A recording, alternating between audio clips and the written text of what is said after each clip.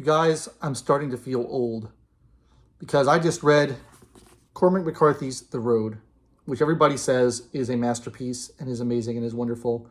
And I have to say, I don't get it. And I'm starting to feel this way about all modern literature.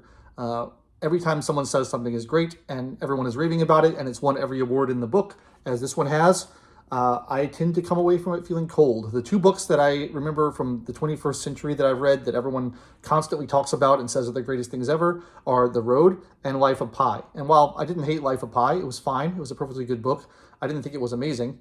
And I did not like The Road one bit. And I'm going to get into the reasons why. I tend to like 19th century literature, 20th century literature, 17th century literature, 18th century literature. But I tend not to like 21st century literature. And I'm starting to feel like either I just don't understand books anymore because I'm out of touch, or I'm living in Mike Judge's Idiocracy, where the things that everyone thinks are great are actually bad, but they have forgotten what good things are like because they're not paying attention to the past anymore and they've lost their records. So I don't know. You guys will have to help me out on this because I don't know what's going on in the world anymore. Can't figure it out. So let's talk about The Road. The Road is a very short, very simple book about the post-apocalypse. And that's about it. Nothing really happens in it. There aren't really any characters in it. And the prose is very simple and straightforward and kind of boring and repetitive, I think. Now, if this were the first book ever written about a post-apocalypse, I might understand how it would be novel and influential, and it may not be that great on its own, but other people drew from it. But I've read a dozen books like this. I've read lots of post-apocalypse books. I've seen lots of post-apocalypse movies, and so you kind of know where you are from the first page because he's like, okay, this is a devastated world where something bad has happened and everyone is struggling to survive, and that's about it. And we know what that is. I immediately know about the world from the first page because I've seen it a million times before. And there's nothing new here. There's nothing innovative. This book was 2006, I think. So it's not like it's an early, proto post-apocalypse novel that we're supposed to get something out of. It's the same thing that's been done over and over again. And to me, there's a number of ways in which a book can be good. And I'm going to go through several ways in which a book can be good and explain how this book does not fulfill those requirements. The first way in which a book can be good is it can have a great plot. It can have a really interesting story with twists and turns and unforeseen developments and complexities and layers. Something like a great mystery novel would have a great plot, or a great adventure novel would have a great plot where lots of things happen and you get to see all these things happening and it's exciting and you want to know what's going to happen next and you can't wait to see what's around the next corner, and there's a twist at the end that you didn't see coming. That's great. That's one way a novel can be great. The Road has no plot. Nothing happens. It's a man and his son wandering around in a desolate landscape, and there's no real tension, and there's no real drama. It's just, where it's going right from the beginning. There's a part where the son gets sick, and then the son gets well again, and it's like 2 pages. It's just over immediately. Oh, that was really dramatic and exciting. And that's the whole thing. Every time something happens that looks like it's going to be dramatic, it's over in a couple pages, and then they're back on to just wandering around looking for food, trying to survive. So it does not fulfill my requirement for having a great plot. The second way a book can be great is to have great characters. Characters you relate to, characters you get to learn about, characters who change and develop over the course of the book, characters who feel real. There are no characters in this book. The only 2 characters we really get to know anything about are the man and his son, neither of which has a name. We don't learn anything about them. They don't change at all over the course of the book. They're fairly blank slates. There's really nothing there. So it fails my character test as well. Another way a book can be great is if it's about ideas, if it explores deep philosophical concepts, if it explores human behavior or social structures or philosophy or religion. A book about ideas, those can be really great, fulfilling books, even if they don't have great plots and great characters. A book about mysticism, a book about science versus magic. Those type of books are great. I love them. No ideas in this book, really. It just sort of meanders along, and then it ends. It's got big, fairly large type. It's 287 pages in this edition, which sounds like it's not too short, but given the large type and the big spaces between paragraphs and these long strings of dialogue, which I'll get to in a minute, you can read it in a couple of hours, honestly. It's not very long. And there's no ideas present, really. It's just wandering around trying to survive. Okay, let's see. The next way that a book can be really good is if it can be great at world building or being really evocative. This book is not good at either of those things. Like, yes, it takes place in a science fiction dystopia world, but the world is not really described very well or at all. We don't learn much about the world. We don't know the history of the world. We don't know how the world came to be. We don't know any of the structures in the world. We just know that it's desolate and barren and everyone's dying. And it's not really described very much in terms of like adjectives and descriptions. I love J.R.R. Tolkien, and he's often criticized as like spending pages and pages on describing landscape. And that's one of the things I love about him. I love that it paints a picture and it draws me in and it evokes the world that he created. Like, he's a master world builder. There's no world building in this book. It's just wandering around in a blasted ashen landscape with no details about anything. So it doesn't fulfill my requirement for being a great book on world building.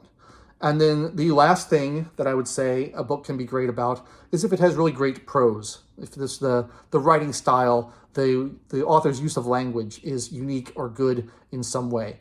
And I found the prose in this book abominably bad. I don't understand why people think it's good. I don't know how it could win a Pulitzer Prize or any other kind of prize. I want to give you a couple of examples. Here, let me read you.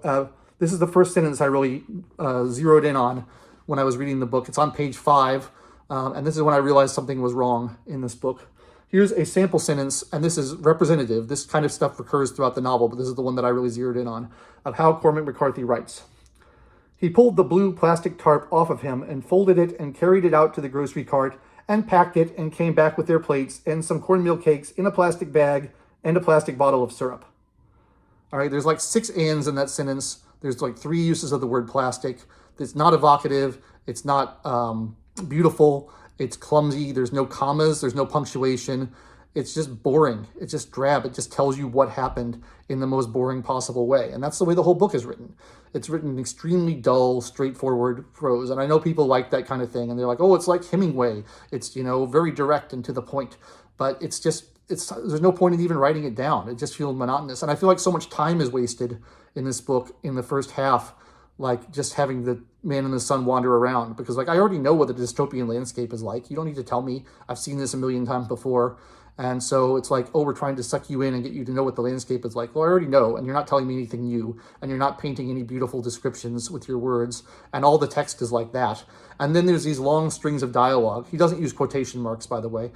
So just long strings of dialogue. We're broken up into lines, and there are always things like the son will say something like, what's wrong? And the father goes, nothing. Nothing? Nothing. Okay. Okay. Okay. That's like a sample string of dialogue, and that takes up a whole page. All right, my work is done for today. I wrote a page. I wrote, what's wrong? Nothing. Nothing? Nothing. Okay. Okay. Okay. And that's, how is that good writing? I don't understand it. It's so confusing to me that people think this is a masterpiece, and they're like, oh, it's minimalist and it's beautiful. But no, it's not good. So the criteria of having great prose is not fulfilled for me either, because I don't understand how anyone could think this is good prose. There's like barely any adjectives in it. There's barely any punctuation in it. There's long strings of people just saying nothing to each other. We don't really get anything about the personality of the main characters. We don't really get anything about the character or history of the world. We don't really get any dramatic events that happen that are, apart from the end, which I won't talk about too much, but there's really not very much that happens. It's just a series of things strung together with no emotional stakes or weight to it. And I just hear people raving about this and saying how amazing it is and how it made them cry and how it made them laugh and how it made them just feel so many different emotions. And I don't get it. I just don't understand. It's so bland and derivative and repetitive and redundant. And it just goes on and doesn't say anything of any worth that I can see. So I'm going to have to rely on you, my viewers, to let me know where I'm going wrong here. And am I just a stuffy, fuddy-duddy old man who doesn't understand the direction that literature has gone in the last 20 years and what's good and what's not now? Or am I right that literature has been so dumbed down that people don't know what's good anymore? Because like all my favorite writers are so beautiful and like heartbreaking and evocative. I've talked about this a million times on the channel, but like the novels of Victor Hugo are my favorites. I love Victor Hugo. And he like draws these incredible, beautiful, tragic, emotional pictures of his characters. You're so invested of them by the end. You so care what happens to them, and they're so complex, and they have so many different facets to their personalities. And he describes the world they live in in such detail. It's such rich language, and it's not even, I'm reading them in English. Obviously, I'm sure the French is better, but it's moving to the point of tears for these books. They're so beautiful, and then people hold this up and say it's one of the greatest books ever written, when it's just straightforward trash, as far as I can tell. I don't know. I don't get it. I'm going to have you guys help me out, because I'm left scratching my head at why people think Cormac McCarthy is a great author. And there's many quotes on the cover and inside jacket here that say this is his finest work and his masterpiece, which, if that's the case, I'm certainly not eager to read any of his other books. So that's my rather harsh and scathing review of The Road. I wouldn't give it such a harsh review if it weren't for the fact that everyone praises it so heavily. But I gave it 2 stars on Goodreads because I thought, it's not entirely worthless. There's some, decent parts to it. But, the fact that it's regarded so highly, I feel like I need to tear it down a peg and figure out what people are seeing in it that I'm not seeing, because I just don't get it. I mean, maybe it's because I'm not that much of a Hemingway fan to begin with, but I certainly like Hemingway better than this. But I tend to like more descriptive writers. So I'd be interested to know your thoughts. I know some of my viewers have recommended Cormac McCarthy to me in the past, and I must have very much angered them with the course of this video, and I am sorry for that. I hope I didn't alienate too many of you, but I got to call them like I see them. And to me, the emperor has no clothes here. And I know that I'm not alone, because I went on Goodreads and I saw the other reviews. And while they are a distinct minority, there are quite a few people who have given this book 1-star and 2-star reviews. So I know that I'm not entirely out to lunch on this. There are some people who agree with me. But as I say, please let me know in the comments what you thought. Where am I going wrong? Where am I going right? I'd be very appreciative. And if you enjoyed this review, a rather ranty review, which is sort of unusual for me, but if you enjoyed my rather ranty review of The Road, please like the video. Click the bell for notifications, subscribe to the channel, leave comments, do all the things you're supposed to do, and come back next week for another book review, because I try to do a book review once a week, every week, of a new book to let you know what I've been reading and let you know what I think of them, and hopefully introduce you to some new authors, and then call out bad authors when I see them. But as of right now, I'm certainly not gung-ho about diving more into 21st century books that are considered to be great, because I just don't see it. I haven't yet seen any 21st century literature that I consider to be on par with the great classics of the 19th, 20th, and 18th centuries. So that's all I got for today. I've been your host, Logan Albright. Thank you so much for watching, and I will catch you next time.